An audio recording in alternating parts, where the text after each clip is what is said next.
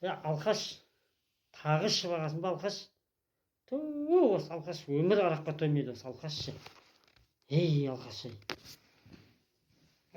сен мені Алқаш деп арақ әперіп қойып па едің? Мен арақ ішсем, мынау көкейімде тесіп тұрған бір нәрсе бар ғой, тесіп. Саған айта алмай жүрген нәрселерімді айтқым келіп ішемін да осы, айта алмай жүрген нәрселерімді. Сен өмір ақшаға тоймайсың, өмірі сен қатын мені сыйламайсың сен. Ішіп алған кезде айтпасам, сау кезімде айта алмаймын ғой. Айтайын десем заң сендерде да. Ішіп алған кезде бәрі болып қалады да, заң, паң деген қызық емес та бізге.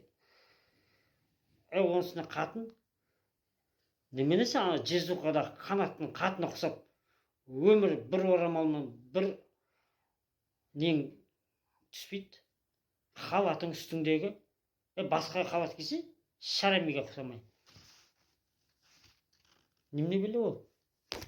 Ой, сорлы, шарамиге сенен өтіп маған келген жоқ әлі.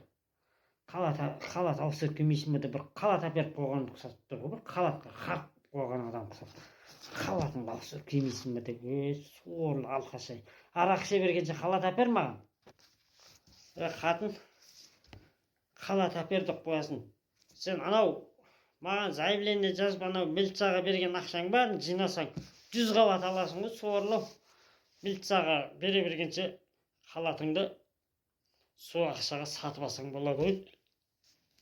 Шарамиге-ау.